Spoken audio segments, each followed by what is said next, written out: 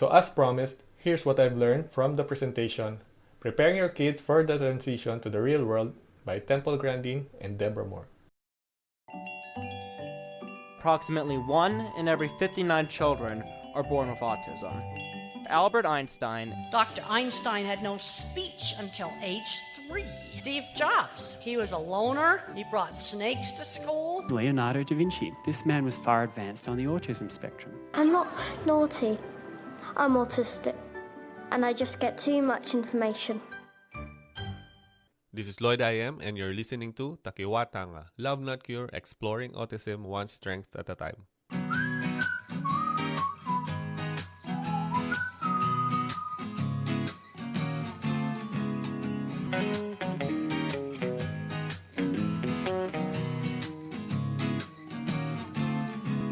During the Autism Parenting Summit, I watched Grandin and Debra present the topic, Preparing Your Kids for the Transition to the Real World. The presentation is power-packed with information, and here's my take. To prepare your child for the transition to the real world, Temple and Debra have recommended that parents or carers of autistic kids should start exposing their kids to the following: daily living, personal interests, and managing anxieties. Daily living. Temple said, autistic kids should be exposed early in daily living activities. Early exposure to these activities will help build that muscle memory that will help support these kids during their transition to the real world. You can build muscle memory for these kids by letting them do simple tasks regularly. This is not a rocket science. Start small and win big. Simple tasks can be like making their own bed, tidying up their toys, or even brushing their teeth. These tasks do not have to be done perfectly, so the child won't feel like he or she is doing work. In order to attain mastery, one must do simple things over and over again. And these kids will get better as they execute these tasks. You can also bring your child with you to shop for your groceries. Allow your child to help out in getting the food from the stand, and while at the counter, let the child give the money to the cashier.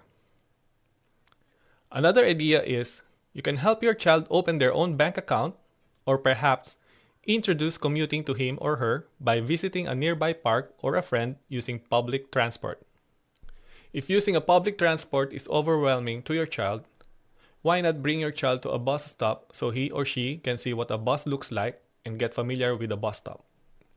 Plan your activities in such a way so it will be a fun and enjoyable task and will not cause an overwhelm to the child. Interest and work. Interest is a feeling of curiosity that enables someone to engage in a particular activity. To know what your child's interests would be, expose your child to different potential interests like woodworking, painting, planets, or even dinosaurs.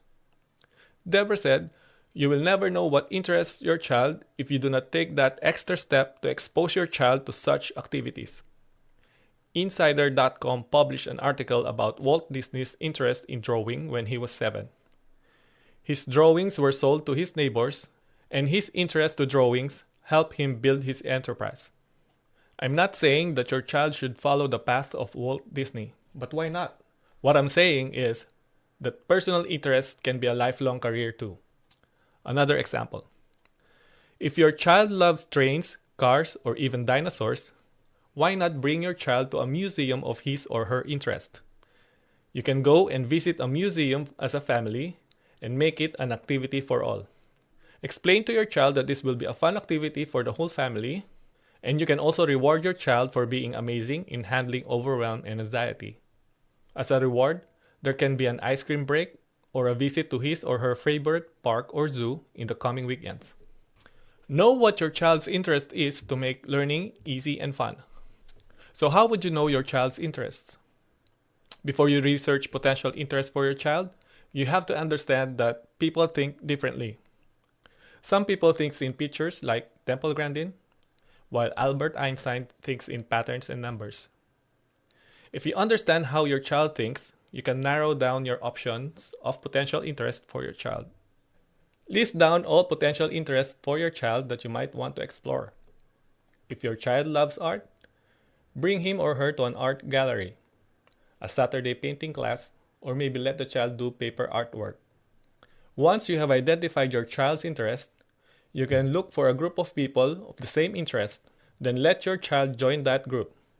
Being with kids of the same interest can also help in learning, build confidence, and improve social skills.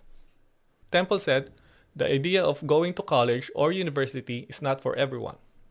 Though college or university is important, these schools are not set up for students with special needs. Know that some autistic kids may cope up with university settings while others don't.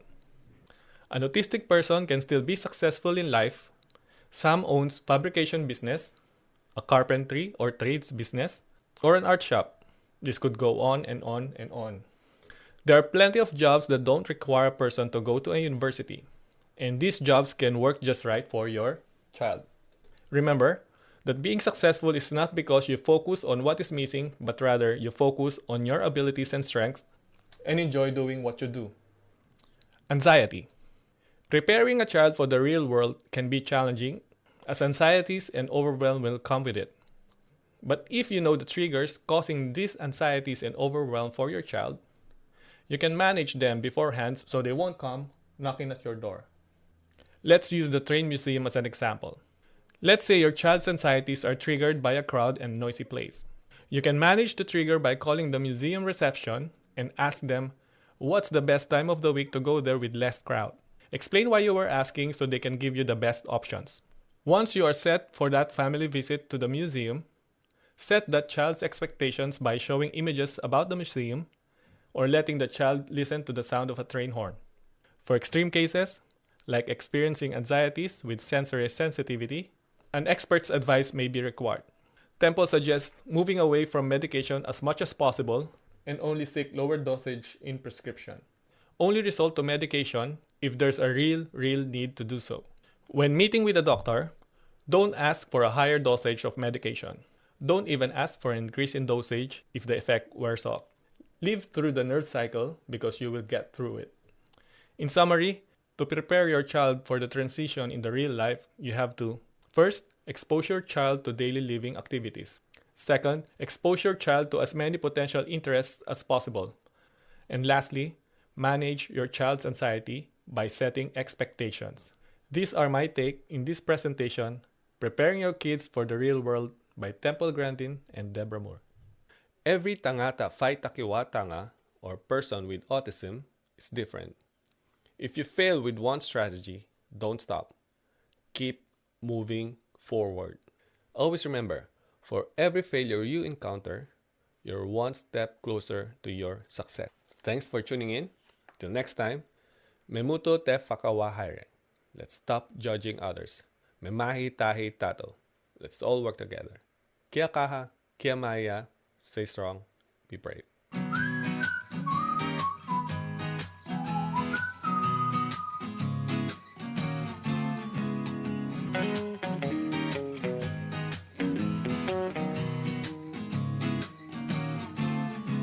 Please don't forget to like and share so others can also find us. Thank you. Then, let the child join that.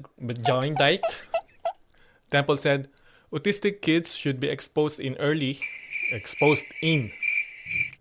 or a visit to his or her favorite. List down, you're rocking the boat. A Saturday painting class, or maybe let the child do paperwork. Maybe let the child do paperwork.